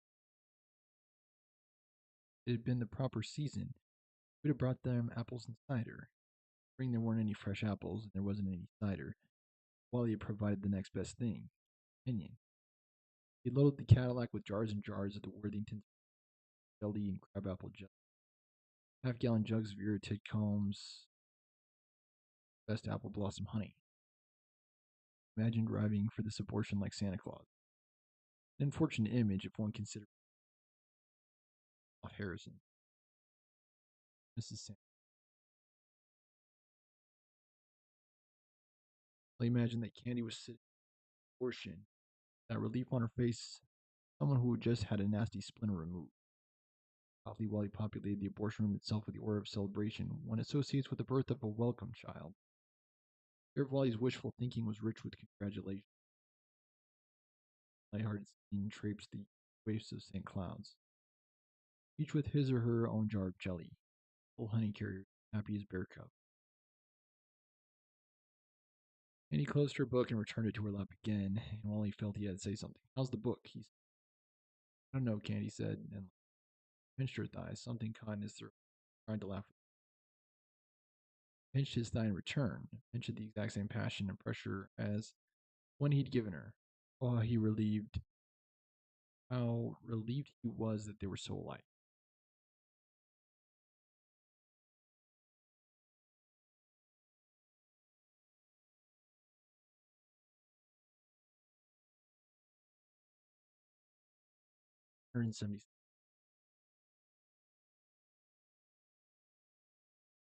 Were gawking towns that rose and like Lost Royal. White Cadillac with his dazzling and scarlet upholsteries, modeled by senior. One who saw them pass not much farther. Time he knew better than to pinch her. He put her hand on top of Melanie stopped girls' division. Thought Mrs. Grogan's generous and watchful eye. What's going on, dear? Yes.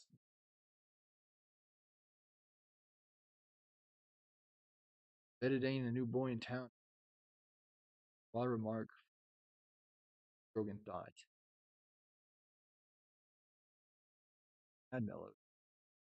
Very little. Something about the big woman's determination made Mrs. Grogan follow her outside. My, what wind, Miss Grogan exclaimed. Where have you been? Melanie sighed. She didn't utter a word. The degree that she had mellowed could be not caring much anymore. Homer had something to do with it, maybe hormones. Who knows? It's the station master's first to find the body. That moron, Wilbur muttered. He's so dumb he had an accident. Silly him. Well, he's dead anyway. Still struggling through the weeds and right to the Dr. Larch refrained from saying anything that by dying this manner the station master was intending a further inconvenience to the orphanage. How dare he do that? How dare he die and leave all of us here? Anyway, Wilbur Larch was mellowing. He was also mellowing very little. Definitely differently than mellow. St. Cloud's was not a place that mellowed you. Homer Wells looked over the weeds at that station, saw Melanie striding toward him. Please, he started saying, let me leave. A powerful wind swept his hair away from his face. He leaned his chest into the heading into the wind, slicing through the night. Wilbur Larch was thinking hard. Arch was wondering how he should tell Homer, brightening the young man. Frozen upon the face of the station master. When in hell had the fool imagined he'd seen? Dr. Larch wondered as the others, like the station master, stiffened body to the hospital end. Curly Day, who enjoyed being kept busy, had already been sent to the railroad station, and Copperfield had gone with him. Slowed Curly down considerably. Curly was grateful for company. Curly was slightly confused about the message he was sent to deliver, and Copperfield at least presented Curly with a model listener. Practiced the message he was supposed to deliver by saying it aloud to David Copperfield. The message had no visible effect on Copperfield, but Curly found the repetition of the message soothing, and the practice helped him to understand it, or so he thought. Station Master is dead, Curly announced, dragging Copperfield down the hill. Copperfield's head either nodding in agreement or just bouncing loosely between the boy's jerking shoulders. Aimless, faceless station master. The downhill pace was hard for the Copperfield. Balance was the best, and his left hand grasped in Curly Day's hand, pulled high above his left. Dr. Large says he had a heart attack for several hours. It didn't sound quite right to him, but after he repeated it a few times, it sounded more reasonable. Large Had's master appeared to have a heart attack several hours ago. Curly's version felt more or less correct. Other relatives and friends that there's soon going to be an automobile. Copperfield didn't sound right to Curly. No matter how many times he repeated it, sure he'd been told to say something like that. The word was autopsy, not automobile. Curly had part of the word right. Perhaps he thought there was a special car coming to carry the dead. It made a little sense, and little sense was enough for Curly Day. More sense on most things. Dead, David Copperfield cried happily as they approached the train station. Keep saying it. The usual oafs were lounging on the spaced away from the tracks. They were the sort of louts who hung about the station all day. Our house of beautiful women, and the women were known. Grant favors to all the towns untidy and paid no attention to.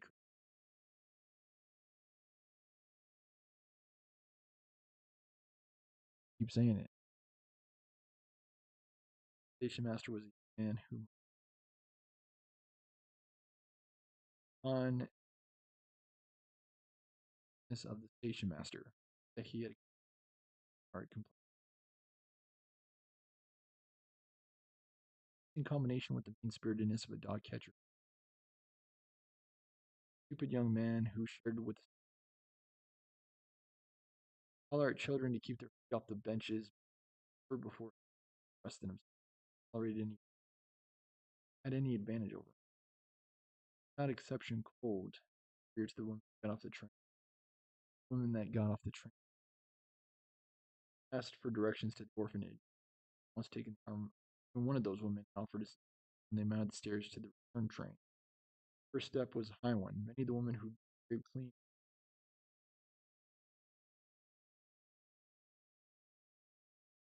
Morning, the station master's assistant was feeling especially virtuous and given 15 cents. One of the louts to go to the station master's house. Find him. Lot had returned with no more information than the station master's bicycle had fallen over and been left where it had fallen. Ominous and frustrating.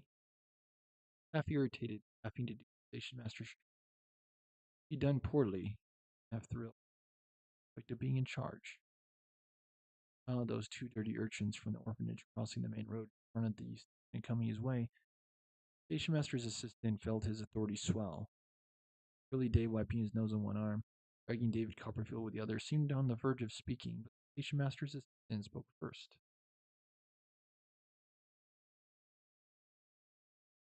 Beat it. You don't belong here. Curly halted. Young Copperfield collided with him and staggered through the suddenness of the collision. Curly fully believed he belonged nowhere, but he gathered his confidence and delivered quite loudly his rehearsed message. The station master is dead. The Large says he had a heart attack for several hours. Other relatives and friends, there's soon going to be an automobile.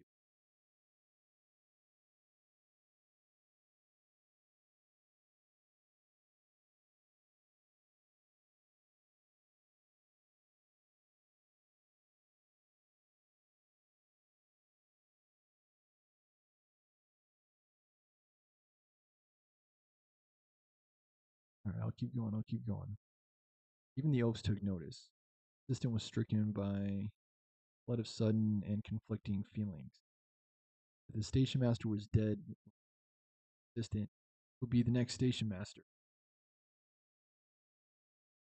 Possible for someone to suffer a heart attack lasting several hours was unimaginably painful.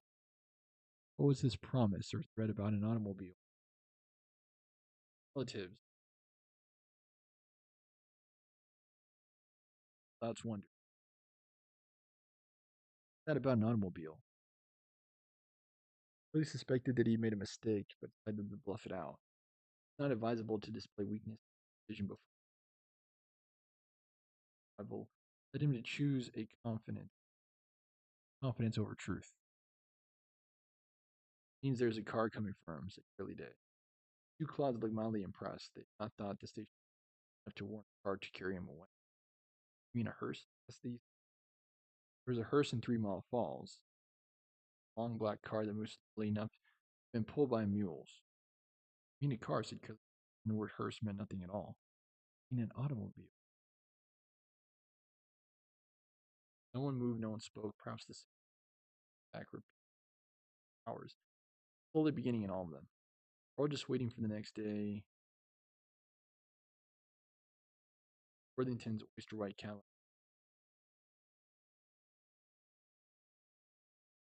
Four isolated towns they'd driven through. Wally and Candy had drawn more than their share of stare. They were still unprepared. Were still unprepared for the stunned gaping of the station master's assistant and the streams of gawking they provoked from the two louts who sat on the bench in front of the house as if they'd been nailed there. Here we are, Wally said to Candy with a clearly false enthusiasm. Candy could not help herself. She was like gripped him in the eye. Little Dora plunged from her, raising her locked together ankles way to the Cadillac's floor. Curly Day and David Copperfield were what struck Candy with the most force. In spite of his grime and dishevelment, Curly Day's face was shining. His smile was a lucky beam of sunlight. Pierced the garbage and revealed the hidden glitter. The hugeness of the Curly's dirty face took Candy's breath away. Her eyes vision blurred, but not before the wide openness of David Copperfield's mouth astonished her. In the teardrop shape of his fat lower lip, there hung a clear, healthy string of drool, bending nearly to his tight little fist. Clenched against his stomach as if the blinding white Cadillac had knocked the wind out of him, solidly as a punch. Well, he wasn't sure. But Master Aaron appeared to be in charge of the strange assemblage.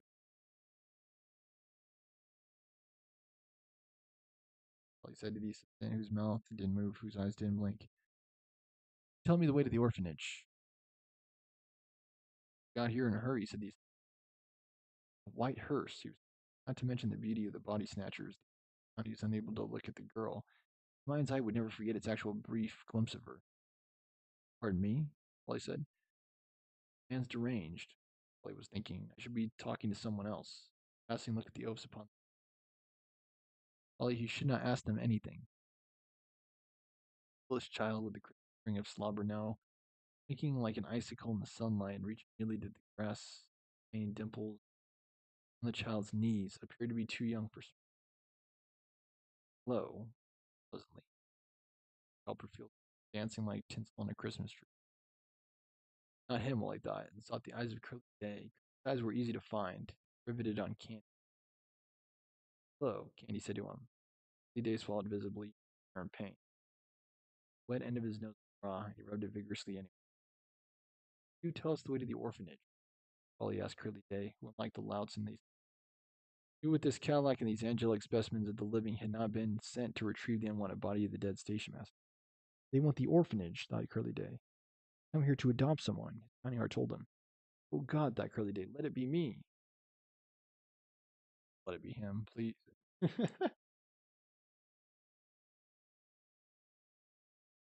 Not you and not dead proclaiming Copperfield. The prophetic, the philosopher David Copperfield. David Copperfield in his typical trance reached his hand out to touch the monogram. On the face, gleaming red delicious apple. Leaf spring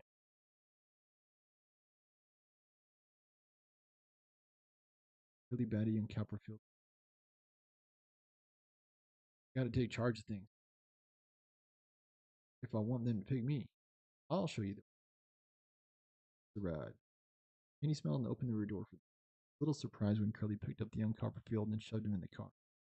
Not on the seat, but on the floor. Copperfield seemed content on the floor. In fact, when he touched the strangely modeled scarlet upholstery of the seat, he pulled back his hand with alarm. He never touched leather before.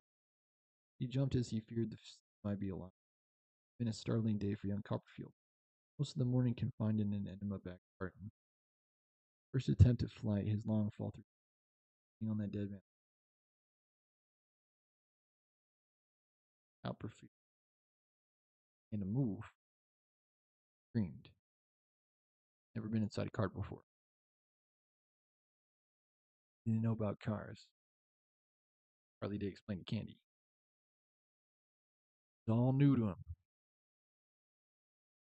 Billy himself had never felt leather before, and he tried to sit on the luxurious seat ever in this fashion.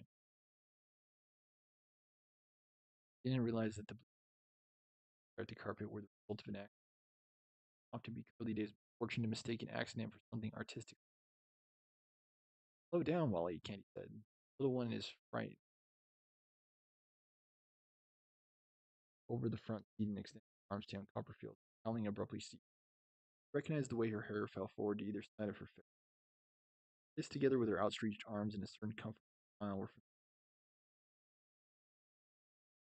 men. Copperfield picked her up in one.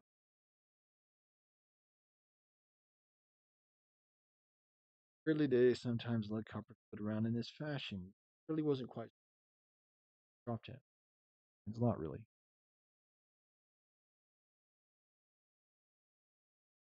Copperfield swinging him over the seat. Phil smiled and touched him. Never felt blonde. Wasn't quite sure if it might get. Cannot get enough. Or even smell. Check, check. Test. Got to be like right up on it.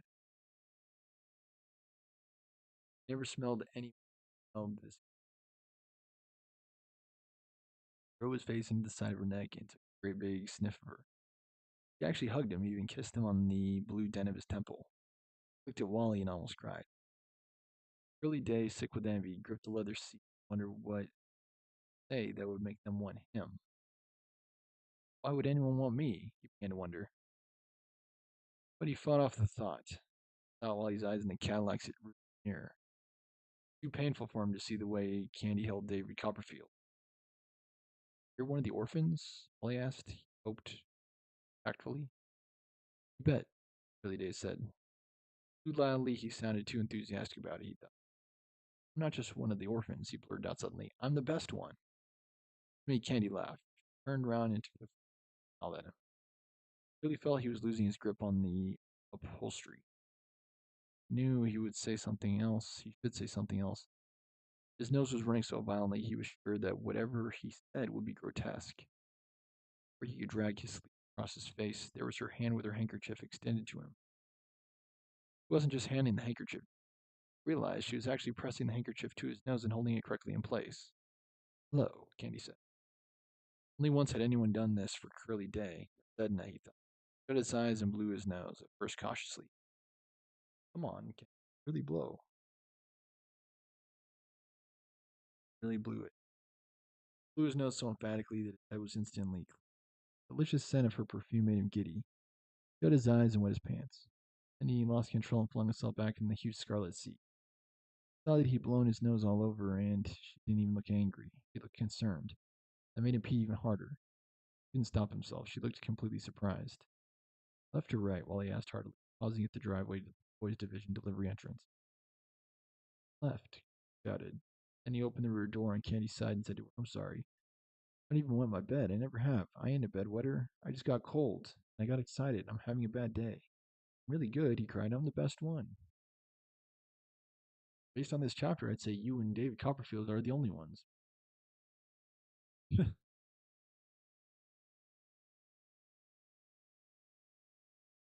Orphans. I think we heard from Homer Wells like at the beginning, after a long time ago.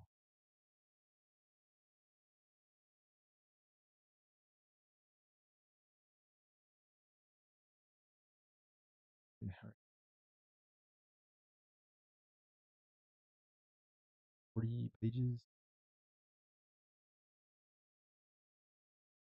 I think I'm gonna have to do a part two.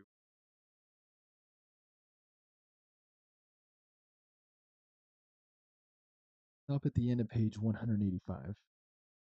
And then I will plan to finish the other half of chapter 5 in the next video for Cider House Rules. I think it's the recap more than anything.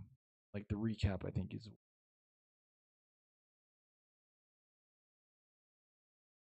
after.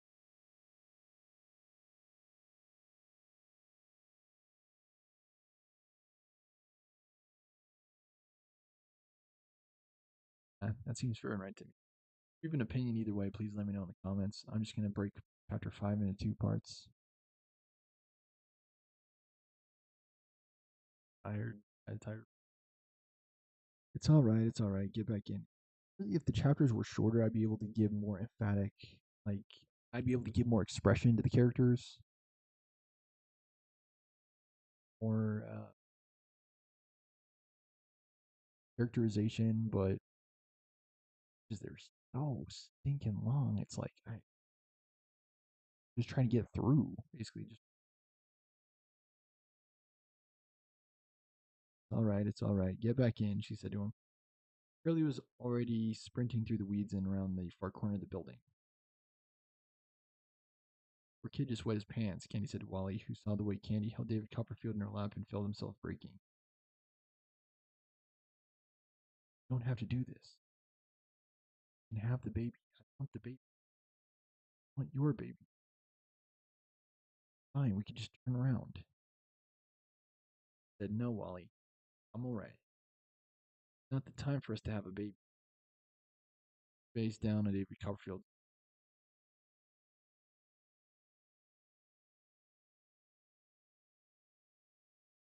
Car stood. Are you sure? It whispered to her. You don't have to. He loved him for saying just the right thing at the right time, but Candy Kendall was more practical than Wally Worthington. He had her father's stubbornness when her mind was made up. She was no waffler.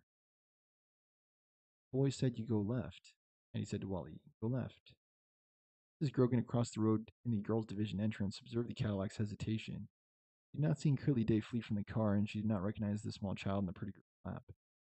Mrs. Grogan assumed that the child belonged to the pretty girl. She wondered if she'd ever seen a girl that pretty. I guess she's in the girls' division, so maybe that's why she doesn't recognize him. Oh. Her young man was certainly handsome, almost too handsome for a husband. Sam Maine. Thank you very much. Thus far, anyway, thus far. I don't know. She might be out there somewhere.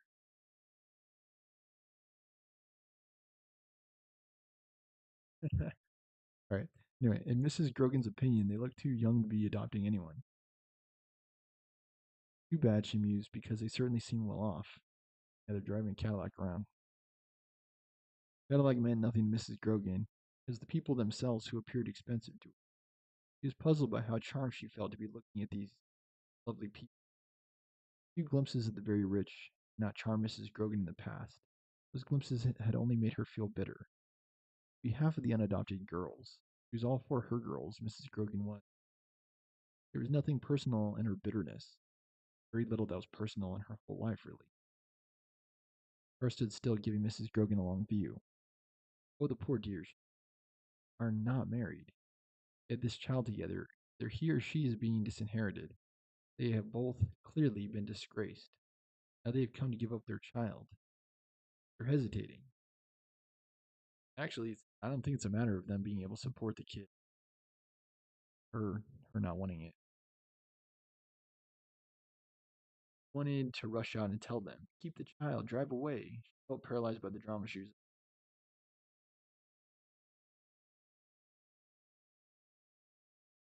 Don't do it. She was mustering the strength for an enormous telepathic signal. Signal while he fell when he told Candy that she didn't have to. Car started up again, not turning, heading straight for the hospital. Hospital entrance at the boys' division. Grogan's heart sank. Boy or girl, she wondered. No. What's going on? Wondered. There's the harsh overhead light of the dormitory. Melanie could see her own face reflected in the watch the white Cadillac halt. Willie Day escaped across her. The pretty blonde girl's arms enclosed David Copperfield. Close as Melanie had come to looking at him. Not that she was troubled by the heaviness of his face, or how close together her eyes were, or how her hair rebelled. It's her own expression that upset her. Vacantness, absence of formerly imagined, at least energy. I can't remember when she last looked at herself in a mirror. What troubled her now was that she'd just seen this familiar vacantness in the face of Homer Wells when he lifted the station master's body. It wasn't the absence of or surprise. Melanie was afraid of Homer. How things had changed. He wanted to remind him of his promise. You won't leave, will you? He almost asked. You'll take me if you run away. She wanted to say, but her familiarity with his expression, as was her nearly constant expression, sure, had paralyzed her. Who are these pretty people? She some cars, she thought. Not seen their faces, but even the backs of their heads had discomforted her. Man's blonde hair had contrasted so perfectly with the smooth tan back of his neck. It had given her a shiver. Could the back of the girl's head be so perfect, bounce and swing her hair so accurate? There's some trick to aligning the length of the hair so exactly with the girl's straight but small shoulders. Positively graceful how picked up young Copperfield held him in full run.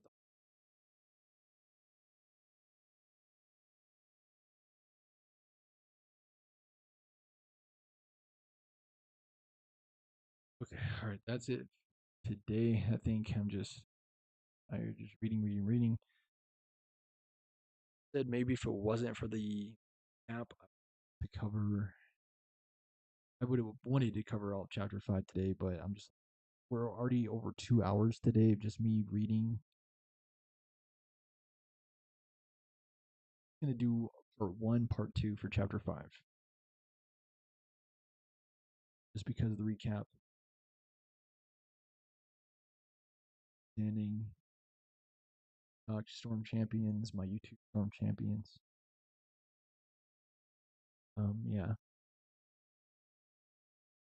Say the interesting thing about this chapter is just in quick summation of what we read so far.